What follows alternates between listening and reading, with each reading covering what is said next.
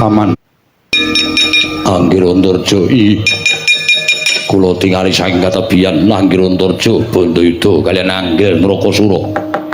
kasinggihan mekaten Paman kula jago nantos kula totoan kaliyan Kakang Udawa menang sinten kula nyepeng panjenengan malah kula kawon Bu piye ora ana bubukan kudu ditotoke meneh wis manut kula niku nderek mawon dos pundi nggih kula menika gumun sebabipun menapa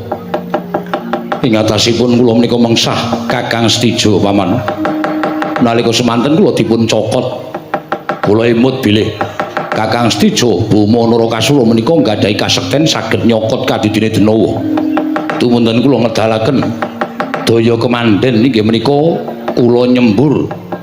Kakang Stijo gladran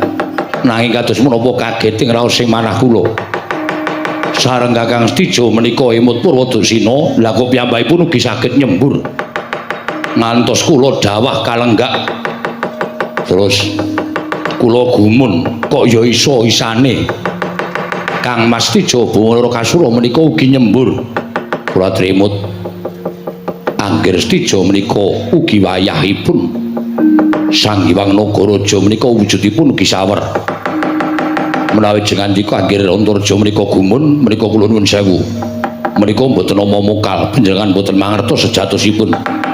dos pundi kawon menapa saged unggul menawi kawonipun dereng ning petangan kula kok menawi ngantos sak mangke kula kalah lak kula ngisi-isine nek panjen kalah mundur lho menawi kula mundur sing nandangi kula nuwun sewu paman panjenengan nampi dukanipun Kanjeng Wandawati kula taosi prisa kula saniki pun medal saking Nayaka Ndrawati lho medal dos pundi kula sampun boten dados senopati kula wis ora dadi patih nggih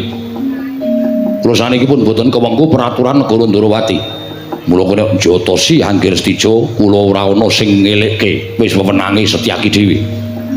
lah menawi ngaten kula semanggaken lah kula atur semingga ngestaken dawuh ning menawi wonten dukanipun Siwa Ndrawati sampun kula sampun dipun katutaken mboten kula tanggal jawab piyambak ning tanggung jawab tenan kok Yayi Mas ning nganti enten